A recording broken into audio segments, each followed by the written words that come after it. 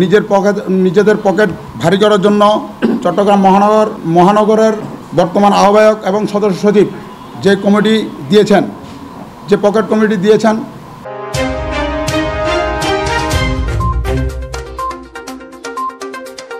অপরূপ TV online.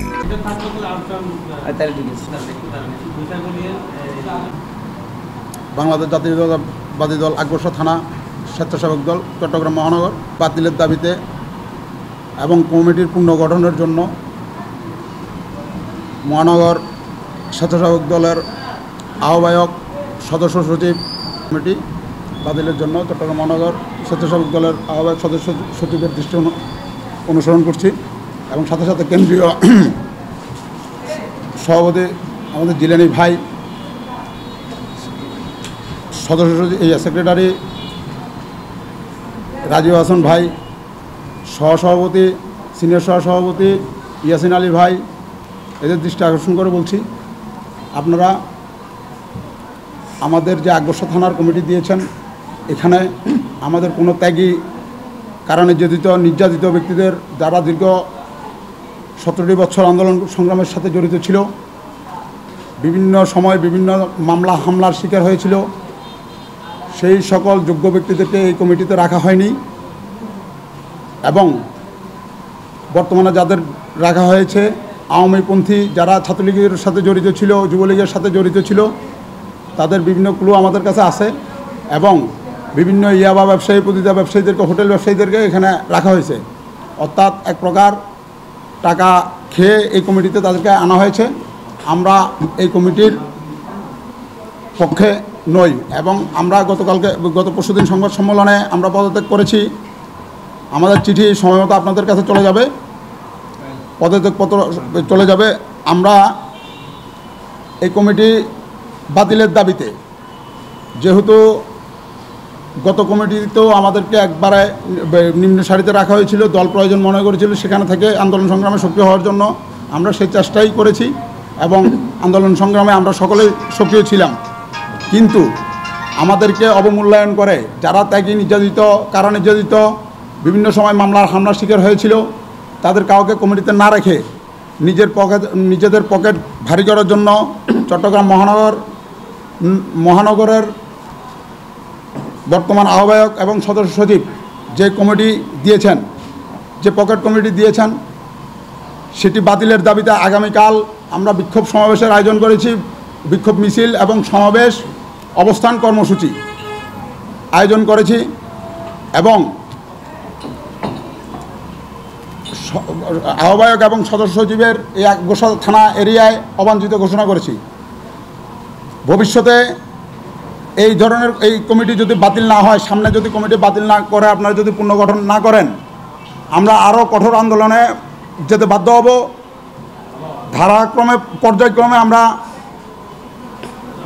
তাদের বাসাও ঘেরাও করব, পর্যায়ক্রমে আমরা মহানগরের নাসিবান ভবন, আমাদের পার্টি অফিস ঘেরাও করব, প্রয়োজন বোধে আমরা রাস্তাঘাট অবরুদ্ধ করব। আমাদের বিভিন্ন সময় পর্যায়ক্রমে আপনার আন্দোলনগুলি আসবে।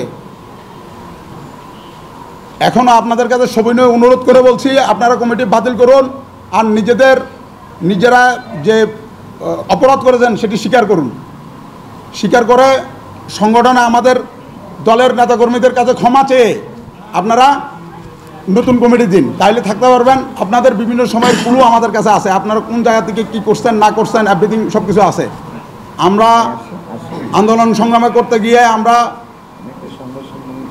নাসিবান ভবন থেকে সেখানে নির্যাতিত হয়েছি। বিভিন্ন সময় আমরা এই পুলিশি প্রশাসনের কারণে বিভিন্ন সময় আপনারা মিছিল নিতে যেতে পারেন না। আমার আকবরশাহ থানা থেকে আমরা গিয়ে আন্দোলন সর্বপ্রথম আমরা আপনাদের জন্য রাস্তা ক্লিয়ার করে দিতে হয়েছে।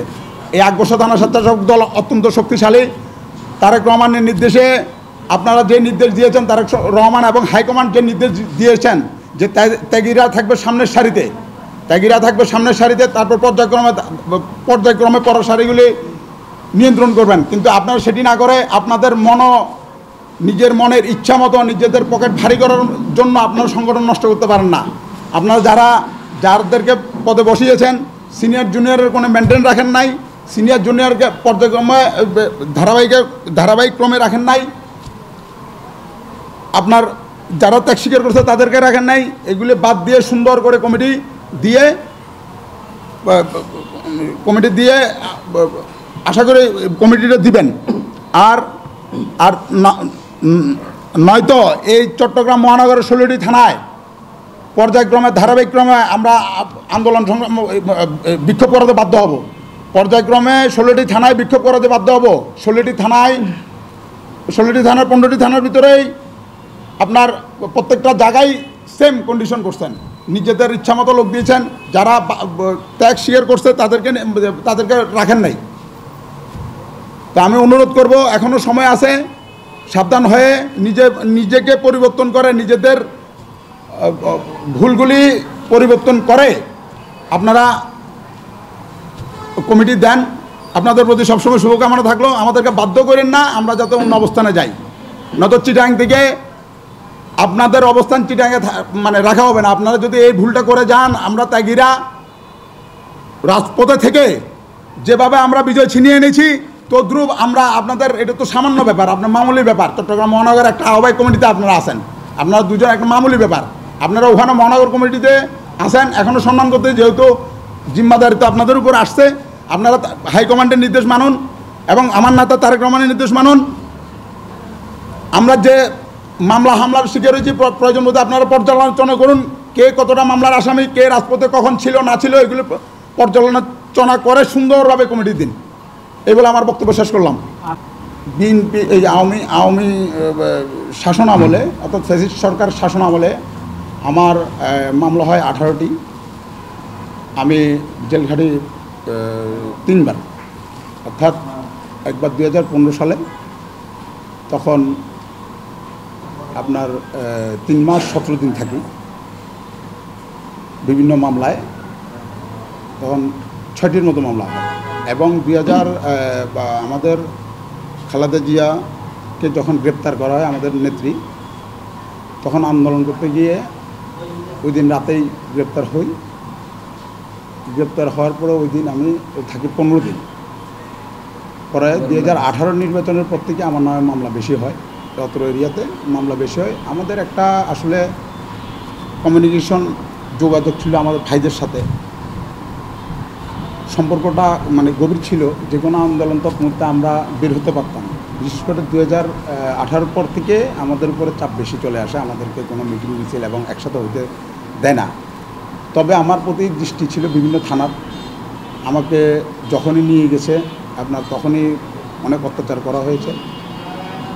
28 অক্টোবর আমি ঢাকা থেকে প্রোগ্রাম শেষ করে আসার পরে অনেক কষ্ট করে আসি আমরা। আমার যুগ্ম আহ্বায়ক, আমাদের থানার কমিটির সাবেক যুগ্ম আহ্বায়ক ওই কমিটিতে ছিল। বর্তমান সময়ে উনি পদত্যাগ করছে সিনিয়র জুনিয়র মেনটেন না করার কারণে। আমার সদস্য ছিল। ঢাকা থেকে প্রোগ্রাম করে আসার পরে আমাদের নির্দেশ হচ্ছে যে সিটি গেটে সমাবেশ এবং আমরা মিছিল করা। সে সময়টা একটা সুন্দর উদ্যোগ আমি নিয়েছিলাম। আল্লাহ সেটাই আমার করে না, হয়তো সেদিনই হতে পারতো ফ্যাসিস্ট সরকারের শেষ দিন, কিন্তু টিভি আলাদা নজরদারিতে যে কোনো আয়তে জেনে যায়, আলাদা নজরদারিতে 4 গাড়ি ডিবি আমাকে ঘেরাও করে, সেখান থেকে আমাকে গ্রেপ্তার করে নিয়ে এসে আমাকে ওখানে পরপর 3টি মামলা দেয়। ডিবি অফিসে নিয়ে গিয়ে পরপর 3টি মামলা দেয়। যে পদধারী নর্মাল পদে থাকুক, হাই আমার সাথে খারাপ ব্যবহার করেনি, যে একটা সামান্য ন্যূনতম পোস্ট থাকলে 3টি মামলা। এবং সেক্ষেত্রে খুব কঠিন সময়ে আপনার 3টি মামলায় আমি জামিন করি হাইকোর্ট থেকে। আমার এক বন্ধু আপনার যুবদলের যুগ্ম আহ্বায়ক পাহাড়তলী থানার, আমার কেস পার্টনার আনোয়ার, ওর সহযোগিতায় নিয়ে আমরা বের হয়ে আসি নির্বাচনের আগে, অর্থাৎ 3 তারিখ। আমি কুইন্টেন রিভারিও, তারপর বিভিন্ন থানার ওখানে মামলায় আসামি করা হয়েছিল 86 জনকে। তো অনেকে আগে বাইরেছে, অনেকে পরে বাইরেছে। আমরা 3 তারিখ বেরোতে সক্ষম হই। তার আগে একবার বের হওয়ার জন্য প্রসেস করি, আবার সোন অ্যারেস্ট হয়ে যায়। তো ওখান থেকে করি এবং পরবর্তীতে আমার নেতা তারেক জিয়ার নির্দেশে যখন আওয়ামী লীগ নতুনভাবে ক্ষমতায় বসে কারচুপি দিয়ে আমরা নির্বাচন প্রত্যাখ্যান করার পরে আমার নেতা তারেক রহমান একটি ডিক্লারেশন দিয়েছিলেন যে কোনো ওয়েতে নেতা মানে প্রথম সারির নেতা না পারলে দ্বিতীয় সারি, দ্বিতীয় সারি না পারলে তৃতীয় সারি, এবার পর্যায়ক্রমে একটা কর্মীও যদি আপনার রূপরেখায় অর্থাৎ আন্দোলনের রূপরেখা আনতে পারে, সেটাই সার্থকতা, তাহলে হয়তো বিঘ্ন ঘটানো সম্ভব। তো নেতার এই নির্দেশে আমার নেতা আসলাম চৌধুরীর মুক্তির দাবিতে আমরা একটি বড় মিছিল করার, মুক্তির দাবিতে মিছিল করার সিদ্ধান্ত নিই। নেতার সামনে নেতাকে যখন কোর্ট বিলিংয়ে জিজ্ঞেস করি, উনি হেসে দেয়, অর্থাৎ হাঁও বলেনি নাও বলেনি। আমরা ধরে নিই যে নেতা মানে ওনার আগ্রহ আছে। ওই পরিপ্রেক্ষিতে আমরা জমাত হই 9 নম্বর উত্তর পাওয়াতলী ওয়ার্ড কার্যালয় কাউন্সিলরে। সেদিন এটা ভিডিও প্রকাশ আছে। আমাকে সেখান থেকে প্রায় 2500 লোক সমাগম হয় ওনার বিক্ষোভ মিছিলের জন্য। সেখান থেকে আমাকে গ্রেপ্তার করে প্রায় 10 মিনিট আমাকে আমার পিছনেই শুধু দৌড়াইতে একটা সময় যখন আমি পড়ে যাই, তখন গ্রেপ্তার করে আমাকে ওখানে প্রচুর অত্যাচার করে। ভিডিওটা ভাইরাল আছে, ওই দিনের হয়তো বিভিন্ন চ্যানেল দেখলে বুঝতে পারবেন। এবং এখান থেকে আমাকে থানায় নিয়ে আসার পরে আমার উপর নির্মম অত্যাচার করা হয়। সারা রাত্রে আধা ঘন্টা পর আমাকে টর্চার করে বিভিন্ন এসে বিভিন্ন সময়। একটা সময় আমি জ্ঞান হারিয়ে ফেলি, কিন্তু জ্ঞান হারিয়ে ফেলার আগেই কলামা করিনি, যখন আমার কানে ইলেকট্রিক শর্ট দেয়। এসআই আনাম, ওনার ভাগ্য ভালো যে উনি হয়তো আল্লাহ ওনাকে এখান থেকে বিদায় নিয়েছেন, দেখি না।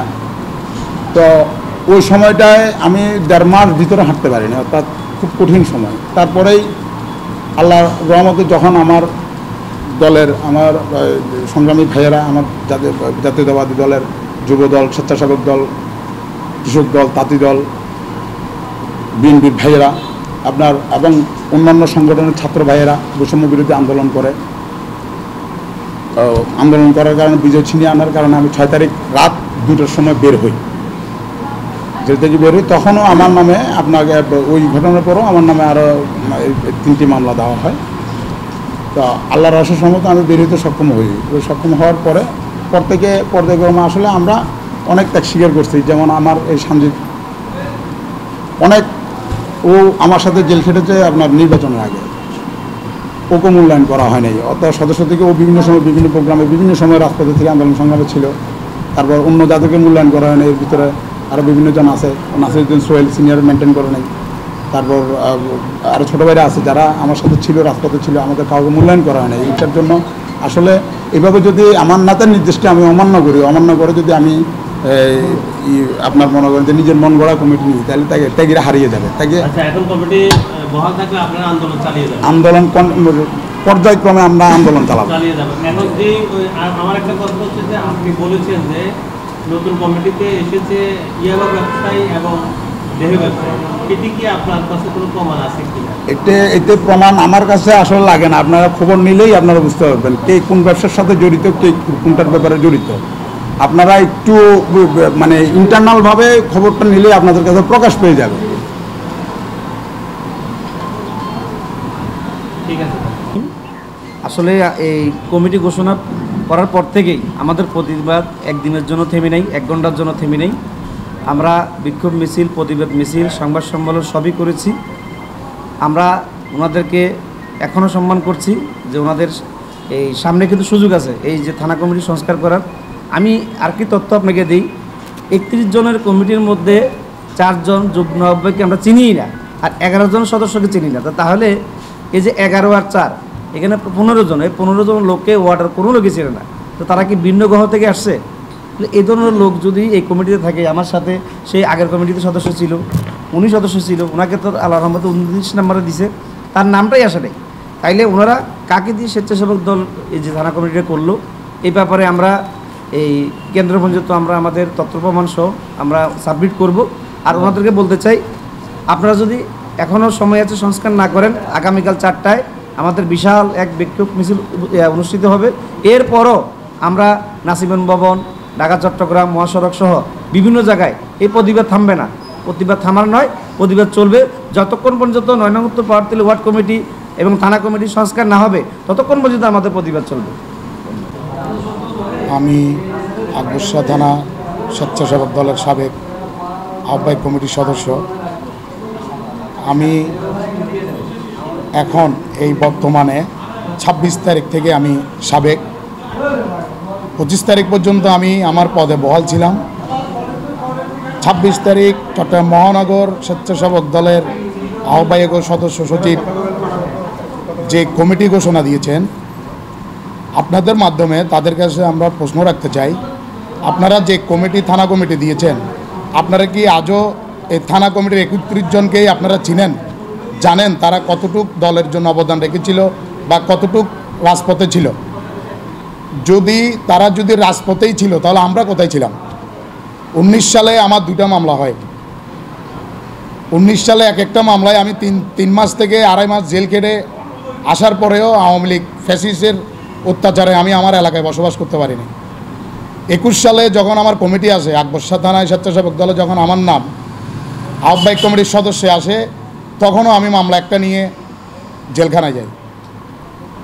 জামিন দেওয়ার সত্ত্বেও আমাকে আবার জেলখানায় আমাকে বিস্ফোরক মামলায় অ্যারেস্ট দেখানো হয়েছে।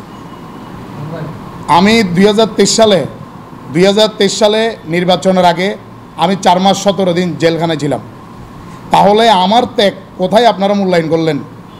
আমাদের নেতা জনাব তারেক রহমান তখন লন্ডন থেকে বলেছিলেন, যারা দলের জন্য কাজ করবে, মিছিলে থাকার শেষ ছেলেটিও দলের এই পদবিতে মূল্যায়ন পাবে। তাহলে এখন আমরা কাদেরকে দেখলাম দলে মূল্যায়ন করছে? দলে সবসময় হাইব্রিডদেরকে মূল্যায়ন করে গেছে। টাকা যার বাবা বিক্রির টাকা আছে, আওয়ামী লীগের সাথে লেজুয়া করে যারা টাকা কামাইছে তাদেরকে মূল্যায়ন করছে, ত্যাগীদের তো মূল্যায়ন করা হয় নাই। তাই আমি আমার জোর দাবি জানাবো, চট্টগ্রাম মহানগর কর্তৃক আহ্বায়ক ও সদস্য সচিবের প্রতি অনুরোধ থাকবে, আপনারা আকবর শাহ থানা কমিটি পুনরায় বিবেচনা করে যারা মূল্যায়ন হয় নাই তাদেরকে মূল্যায়ন করুন, আর যারা ত্যাগী, যারা এই কমিটিতে আসে নাই তাদেরকে আনার ব্যবস্থা করুন। যারা ত্যাগ স্বীকার করে নাই, টাকা দিয়ে কমিটিতে আসছে, এই কমিটি বেশি দিন টিকবে না। আমরা আমাদের প্রতিবাদ, আমাদের সংগ্রাম আমরা জানাবো, আমাদের প্রতিবাদ আমরা জানাবো। কতটুকু আমাদেরকে যাইতে হবে আমরা ইনশাল্লাহ অতটুকু পর্যন্ত আমরা যাব, এই আশা ব্যক্ত করে আমি